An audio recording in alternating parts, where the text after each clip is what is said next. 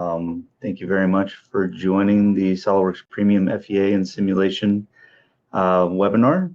My name is Robert Warren. I'm one of the simulation specialists here at GoEngineer. And today we're going to cover the topics listed on the screen. So an introduction of the SOLIDWORKS simulation interface, talk a little bit about what is static analysis or what is finite element analysis. And then we're going to run through some specific topics that are involved with the SOLIDWORKS simulation FEA package. So where we want to go is talk a little bit about what is analysis. Why is it important and where would you use it maybe in your workflow? Then we'll talk about what GoEngineer offers with regards to analysis. Then we'll get into the structural finite element analysis packages and the interface and kind of work through some problems. And then finish up with a little bit about advanced simulation. So what is analysis, or what does this really mean to you? Well, like plumbers, like electricians, like carpenters, engineers have tools to get our job done, whether it's a computer, whether it's a CAD software. Analysis is one of those tools in your engineering toolbox. It allows you to make design decisions. It allows you to make specific, it gives you a specific understanding of what is going on in your design. And you can make upfront decisions, and you can find out why things maybe either failed or are behaving how they are. And when you talk about SOLIDWORKS simulation, I like to bring the analogy to a Craftsman flathead screwdriver. So it is a very versatile tool. It is very specific to doing, fastening and unfastening slotted screws. However, you can use it as a chisel. You can use it as a paint can lid opener. If you're my youngest, try to stab your brother with it. A lot of different things, right? But it has some limitations, and we're going to discover those and kind of go through those today a little bit with regards to the finite element tool. But don't worry, GoEngineer has additional tools to kind of fill out and round out that portfolio. So these are the additional bits, whether it's a tri-wing because you're working on Nintendo components, or a Torx, or a security Torx, or whatever it might be. These additional bits allow you to do different specifications depending upon your needs. So with respect to that, right, analysis is a tool in your engineering toolbox to understand what is happening with your design. So why would you adopt analysis? Why would you adopt, finite element analysis or CFD or any of those other tools? Well, I don't like doing hand calculations. You probably don't like doing hand calculations. They're a little bit tedious. We still have to do them. We still have to get verification that we are on the right track, but it eliminates or limits the number of hand calculations that we have to do. Physical prototypes and physical tests, you still will have to do these, but you go from 20 physical prototypes down to 1 or 2. That takes less time to actually do those physical tests, and it actually reduces the number of those tests as well. Maybe you have a field failure and you don't quite know why that failure happened. Analysis can help with that. And we want to reduce over-design. I worked in several industries that were, when in doubt, make it stout. And my job was actually to go in as an analyst and reduce the weight, reduce the cost of the design while keeping it as structurally sound. And one of SOLIDWORKS customers is this light aircraft manufacturer. It's actually a kit plane. They do the wing spar testing on it with sandbags, right? And they have actually adopted analysis into doing this virtually, so they only have to do one of these sandbag tests. That's not that bad, but what happens when you are a company like Airbus or Boeing or one of those, where you have this really big test facility? This is probably $1 billion facility to do these tests, let alone $1 million to do the actual wing loading with all of these force gauges and pulleys and you name it. You only ever want to run this test once. You don't want to find out something was wrong in the design when you're doing this type of validation. So that's where analysis kind of comes in play. So let's talk a little bit about what GoEngineer offers with regards to analysis. So we offer really three pillars or three areas of analysis, and they're kind of under the main brands of Dassault systems. So there are these SOLIDWORKS tools. And the one that we're going to be talking about today is SOLIDWORKS Simulation. That's that kind of flathead screwdriver that's under the static linear portion, but you get into professional, you get into premium, those are some of those additional bits. However, there's also CFD, so flow simulation, so understanding airflow over and through a design. There's also plastic injection molding to understand manufacturability of injection molded parts. Those are all those different bits that I was talking about, different analysis types for different specific needs. There's also the kind of big brother, the heavy hitter in the industry, which is Simulia and Abacus. So that is your crash test simulation, fracture mechanics, things like that. There's also a wide range of other tools there. So XFlow, PowerFlow, those are your CFD. FE Safe and Tosca, those are your fatigue and optimization tools. There's EyeSight, a lot of different options. There's CST Studio Suite for electromagnetics, wide range of those additional bits, right? But those are really the heavy hitters, the really big in industry software. Well, recently SOLIDWORKS and Dassault kind of said, we need something kind of in that middle ground, and that's where 3D Experience came from. So it takes the ease of use of the SOLIDWORKS products, takes the really high-end solvers and meshing and contact capabilities and kind of squishes those together. And that gives you the 3D Experience kind of pillar there as well. What I'm trying to get at is no matter what you're trying to solve, whatever you're looking to do, we have an offering, we have one of those bits that's going to allow you to get good answers for your design.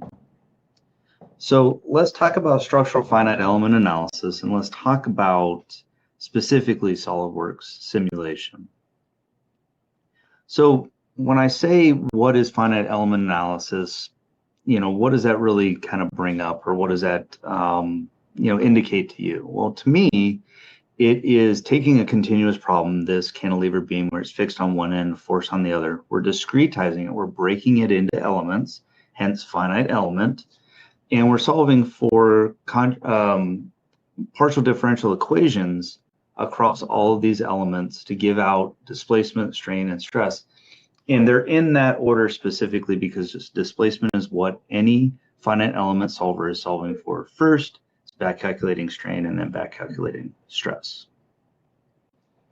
Now, when it comes to SOLIDWORKS simulation, there's several different pillars with regards to the finite element analysis. There's standard, professional, and premium. These can be added to any license of SOLIDWORKS. I also do not have shown on the screen, but it is SOLIDWORKS Premium, the highest level of CAD, has the ability to do static linear on parts and assemblies and simulation motion or kinematics package. So that is already in your version of SOLIDWORKS Premium, the highest level of CAD, okay? Simulation Standard kind of adds to that. It adds Trend Tracker, a way of going in and watching how the design progresses and tracking things like mass, stress, and displacement. And then Fatigue Analysis, which we'll be looking at later, but that's durability. How long is that design going to last? Professional adds everything that you see in Standard, and then these additional modules, so resonant frequency, thermal analysis, parametric optimization, topology optimization, buckling, and so on and so forth. We're going to be touching on some of these in this webinar as well. And then you have Premium, and Premium is everything that you see on the screen, but that takes you away from static analysis and gets you into dynamic analysis. It also takes you away from linear material properties and gets you into nonlinear material properties. You can also do linear dynamic applications. So we're going to look at a nonlinear static analysis in this webinar as well, specifically with regards to large displacement and a nonlinear material. Now, the one that I didn't mention that everybody has access to if you have SOLIDWORKS as a CAD tool is Simulation Express. Simulation Express, I would liken to a trailer before the movie. It tells you a little bit about the movie, but it's definitely not the full movie, and that's exactly what Simulation Express is. My recommendation is if you have access to Sim Express and that's the only thing you have access to, explore it, check it out, see what it's like. But just note it is limited in specifically what it can do, and it kind of takes you away from that Craftsman screwdriver and moves you more to the Fisher-Price type screwdriver. So it's static only on parts, static linear on parts only. You can only do solid meshes. You have limited result options, limited mesh control. You can only fix faces, and you can only apply forces or pressures to faces specifically. So it's a very good tool, but it's not quite the full tool that would be coming, that comes in SolidWorks Premium, Sim Standard, Sim Pro, or Sim Premium. So let's talk a little bit about the interface and an interface introduction here. So there's really 6 steps to any analysis that you would do inside a SolidWorks simulation. The first step is to choose your study. Tell the software what type of study you want to do. Is it a static analysis, a frequency analysis, a thermal analysis, an optimization? Once you have that step done, you're going to define the materials. Now, most of the time, this is carried over or brought over from the SOLIDWORks model, but you can redefine what those materials are. Step 3 is the boundary condition step. This is what I would call the free body diagram step. And these are your loads, your fixtures, your contacts, your connections, your connectors. This is, in my opinion, the most important. If you don't tell the software accurately how the design is going to behave, what the loads are accurately, you're not going to get accurate results out. So step 3, in my opinion, is the most important. Step 4 is generating the mesh, so discretizing the model. Step 5 is to run the analysis, and step 6 is simply to review the results, validate them, make sure that they make sense, right? So we're going to be running through these same 6 steps in every study that we do here on out. So let's take a little bit of a view of the interface itself. So we're inside of SolidWorks. I have this assembly open, and I have simulation already added in. This is on in the add-ins. It is also on from the add-ins tab if you want to turn on simulation. But what ends up happening with this is we're going to run through those 6 steps. So I'm going to start a new study. I'm going to give it a name. I'm going to call it 5K because we're going to put 5,000 pounds pulling up in the center of this. So I like to name my study per what my load might be. Here you can see the materials all carried over from SolidWorks, but we can reassign those if we wanted to. The material properties that are required are actually in red, so it makes it nice per the study to know what material properties are required. Here we can look at connections and contacts and so forth, but for this one, we're going to assume it's all bonded, and we're going to go through and add our constraints. So in this case, you can see a wide range of those, but we're just going to do a fixed hinge on either end. So it's going to allow for rotation, but not translation along the axis. I'm going to go ahead and assign my force, but you can see we've got prescribed displacement and pressures and bearing loads and so on and so forth. So a lot of different loading criteria. In this case, I'm going to put 5,000 pounds, normal to that top face. We're pulling up on this with 5,000 pounds. From there, we're going to go ahead and mesh this model. Now, I'm going to leave this be the standard mesh.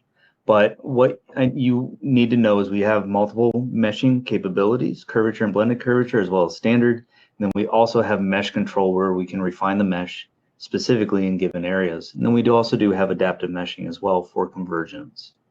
I'm going to run the analysis, and once we run the analysis, we end up with our results. Now, this ran very quickly.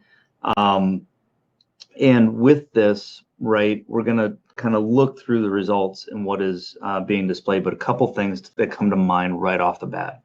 Number one is I didn't change my unit, so this is in megapascals. You're going to see that I'm going to change it to PSI. You can do that in your setting options ahead of time. The other thing to note is the deformation scale at the top of the screen. It is 453 times the actual deformation.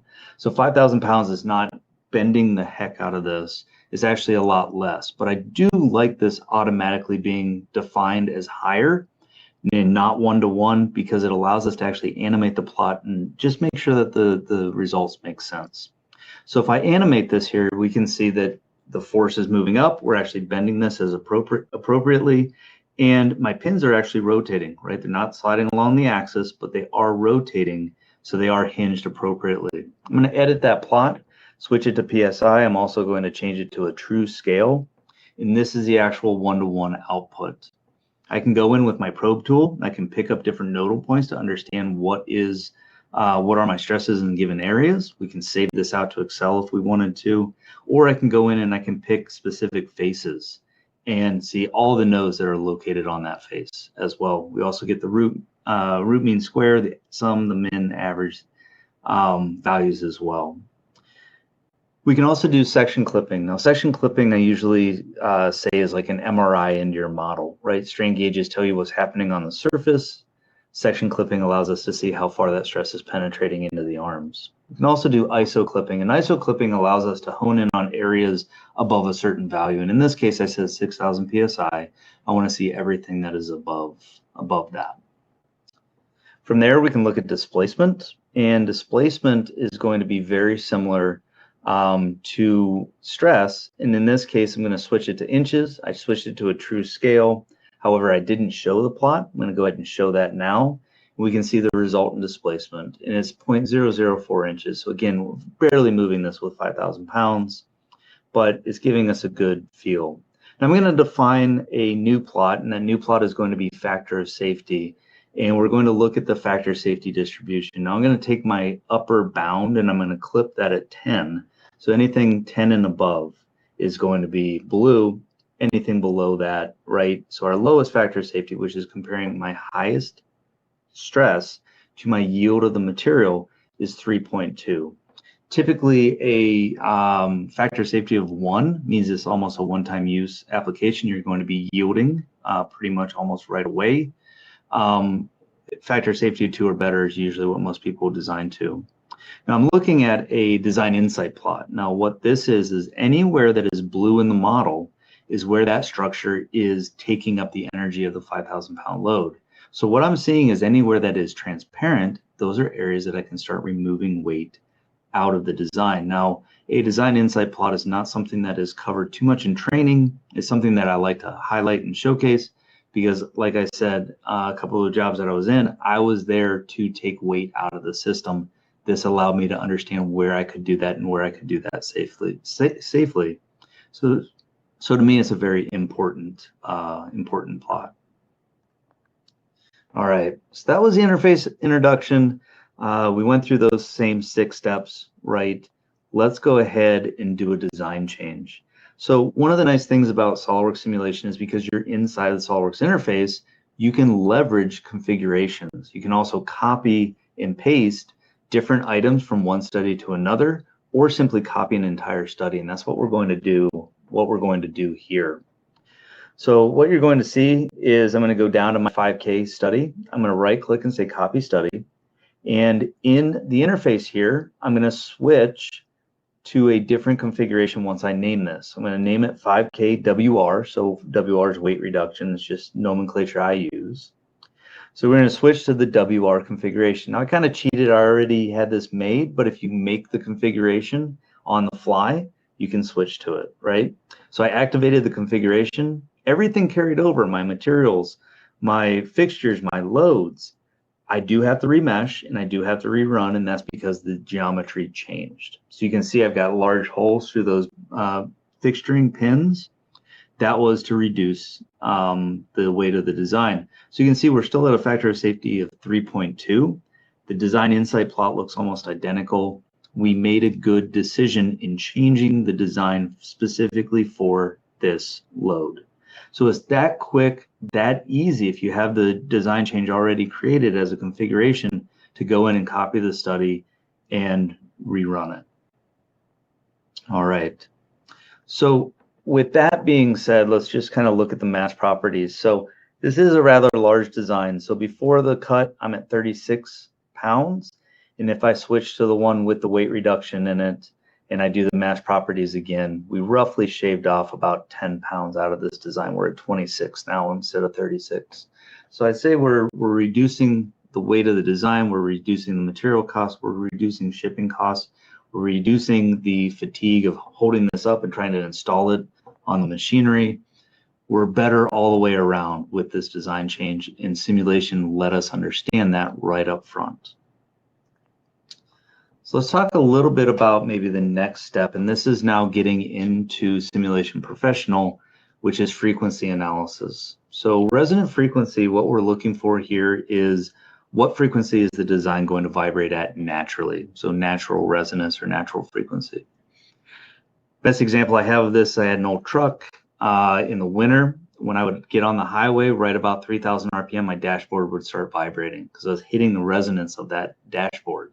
As I accelerated beyond that, right, 5,000, 6,000 RPM, we didn't have that. I didn't have that vibration anymore. As soon as I started to slow down, that vibration started again. So what we're looking at in the design is what frequencies would this naturally vibrate at. So if we know we have a motor that's going to put 120 hertz frequency into the system, kind of vibration into the system, we want our design to be designed away from that.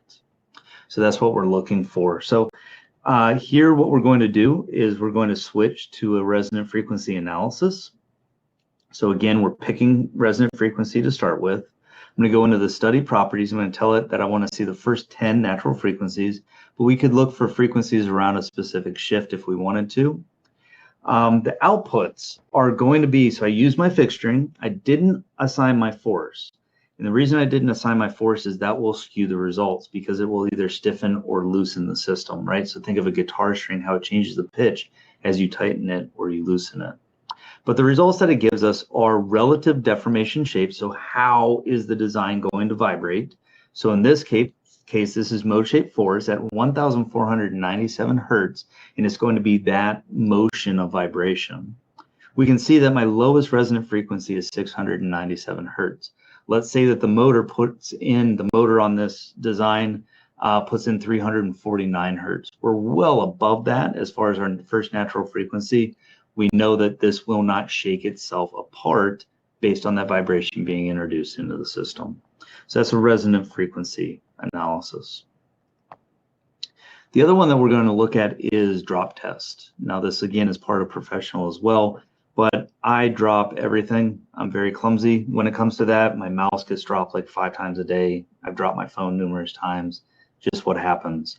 So the drop test that is part of professional is a nonlinear explicit solver. So it's the only area of SOLIDWORKS simulation that has an explicit solver, and it is time dependent, but it is in microseconds after the impact.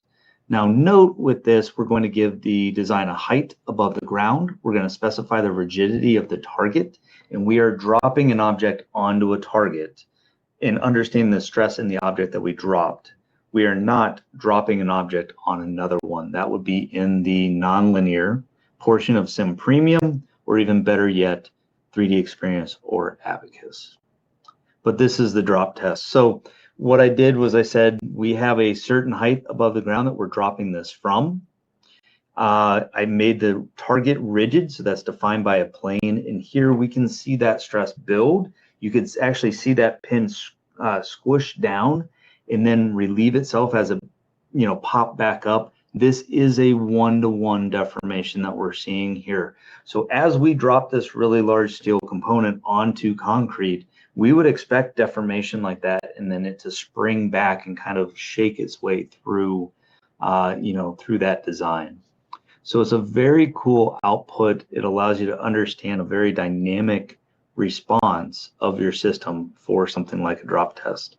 Now in here, as far as the setup, you give it a definition of how high or a velocity at impact. You give it the direction of the drop, and then you specify the rigidity of the target. So whether the target is memory foam, you can give it a certain elasticity, or if it's concrete, you can make it perfectly rigid. So it's a cool option there. Fatigue as well is part of Simulation Professional, it's part of Simulation Standard. And fatigue is durability of the design. Now this is high cycle fatigue, so 50,000 cycles and above. It is specific to metals that we can derive a stress to number of cycles curve for. So steels, aluminums, things like that. What I will tell you is use fatigue for good and not evil. If you're my dishwasher manufacturer, you used it for evil because it died a month out of warranty.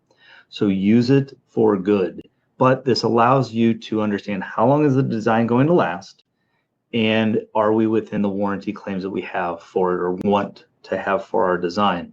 The other thing to note about this is with fatigue, as you are loading and unloading a part, you're actually breaking molecular bonds. And as you do that more and more, you end up with micro fissures. And then from those micro fissures grow micro cracks grow into cracks propagate larger and larger, and then eventually the design completely dies or breaks apart. Where we predict fatigue is at the micro fissure level. So it is a very, very conservative approach. So with regards to fatigue, we would start a fatigue analysis, and we're going to go in and give the software some very specific criteria. So one is a baseline study.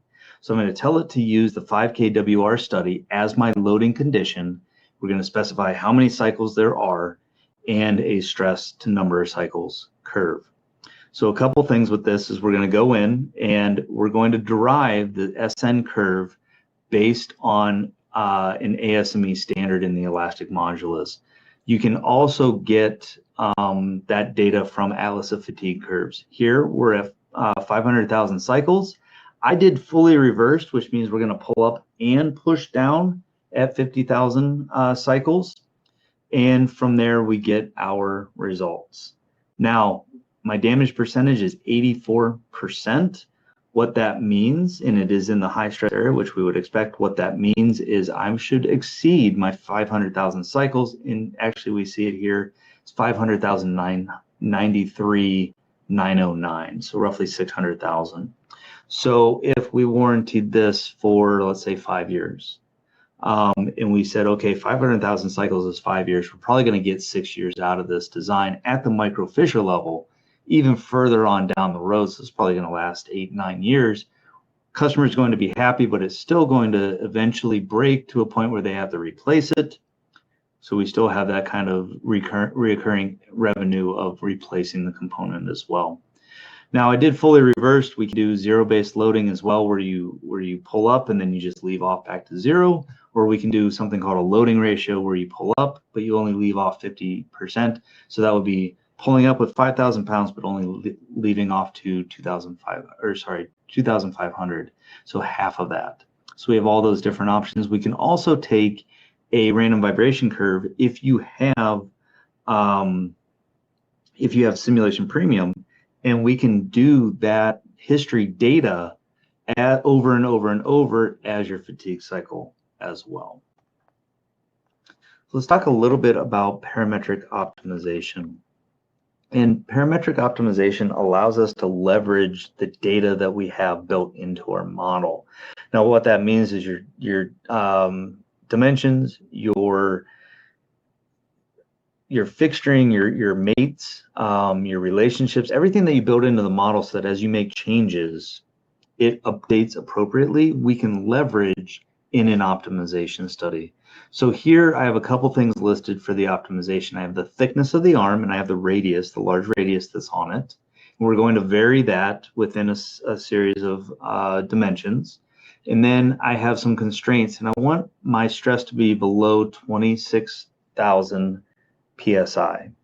What that means is that still keeps me at a factor of safety of 2 with regards to the yield of the material. And then I'm just going to monitor displacement, but you can build this matrix as large as you want. Just note it takes a lot longer for it to solve, right? And my goal for this is going to be minimizing mass.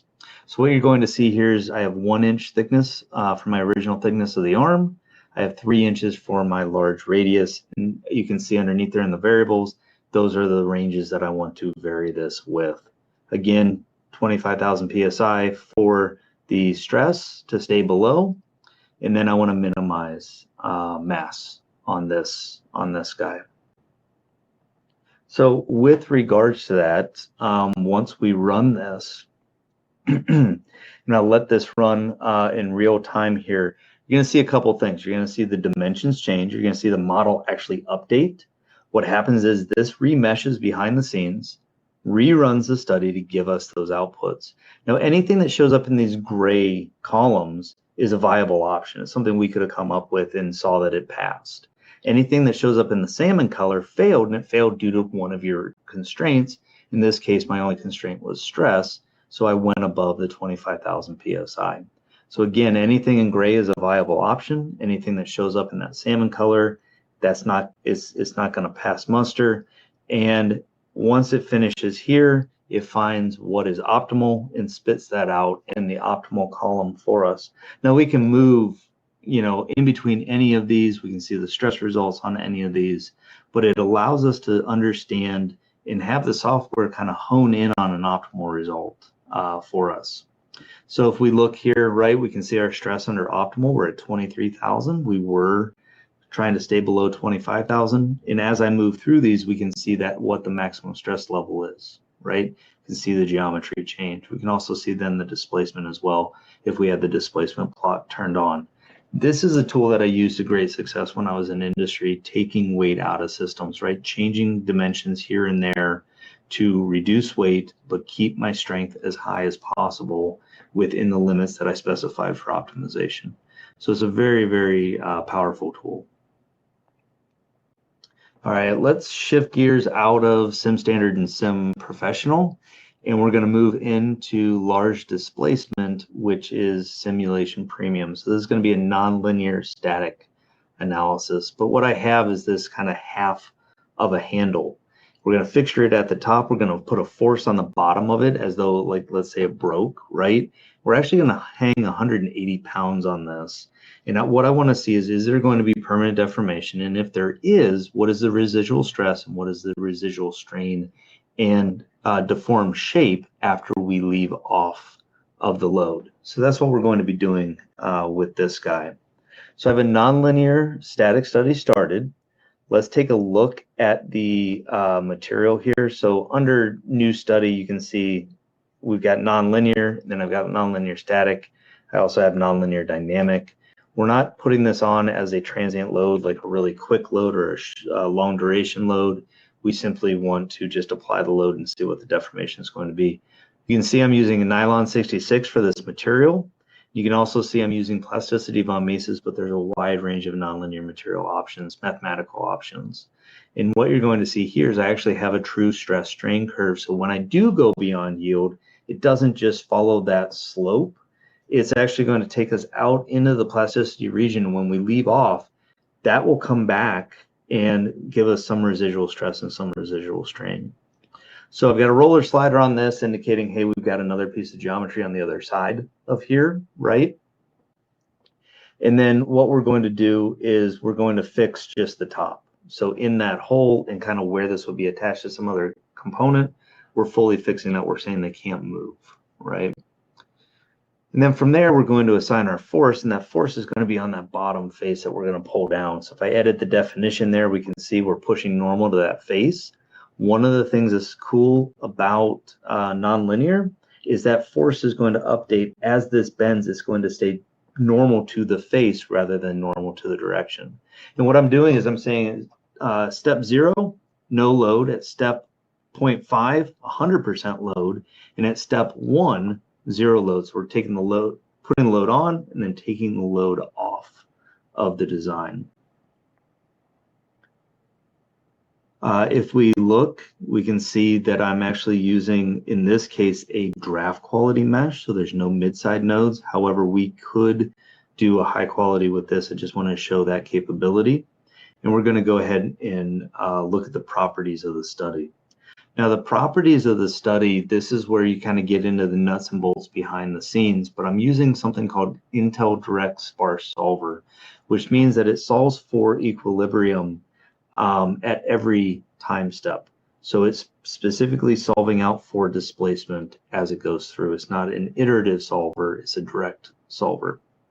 From there, we can take a look at the results and kind of understand what we're seeing with this. So if I show the results, what you can see here is my time is at 0.01 seconds, or that one step. As we step through these, we're going to see that geometry start to move, right, as we're applying that load. So we don't have 100% load yet, but it is being applied. And just note that force is updating with that face. So it's always normal to that face as part of the nonlinear aspect of it. We can see that at step 6 out of these, we're starting to get close to yield. Yield is 9,000, right? So if I go to 0.5, load step 0.5, that's 100% load, and we can see we're beyond yield, and where we're beyond yield is where the geometry is gray. So I would expect to see some permanent stress, some residual stress, some residual strain, some residual just deformation there as we start to leave off. So we went to 100% of the load.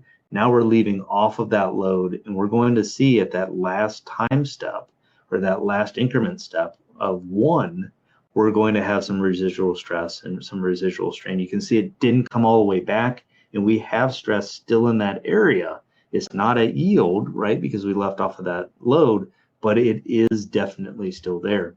We can superimpose the model definition on this, and you can see once I hit OK how far that is displaced permanently by putting that 180 pounds on the design and using nylon 66 for the material. So if this didn't necessarily meet criteria, we could go back in, look at maybe different materials, maybe look at stiffening the design or different things like that. But I did this specifically to show you that we can go into plasticity, we can show residual stress and residual strain, we can use nonlinear materials and get a very accurate answer as to what's happening even when you go beyond yield using SOLIDWORKS Simulation Premium. And we can see, right, we're at time 1 or load increment 1. This is the residual deformation. We're actually at 16.4 millimeters. That when we left off of that load, after we way overloaded this, that's how much this has deformed, going through that design. So that's the Simulation Premium. That is a nonlinear static application. So nonlinear material, large deformation and permanent deformation on the design based on those load that load incrementing, right? So that's kind of a very quick digestible portion of SOLIDWORKS simulation. But what I wanted to talk to you a little bit about is those additional advanced simulation capabilities that we offer. So again, we do offer services as well. So if this is maybe more than you want to bite off, at least at the beginning, we can do the analysis as a service for you as well. I always recommend purchasing the software, bringing it in-house, using it up front. That is the best case scenario. That's going to give you the best option for your designs. You can do unlimited iterations, but if you want us to run a couple for you to begin with, prove out the software, we can certainly do that as well. 3D Experience, again, is that kind of middle ground, and then we've got the Simulia products as well. And what you see here are some of the type of analyses that you can do that are above and beyond where Simulation Premium kind of stops. And that's the high elasticity, the large contact. So in the upper left-hand corner, that's actually crimping those wires. It's doing the contact between all of those individual wire strands and then the clip. So that's something that is pretty hard to do inside of SOLIDWORKS Premium.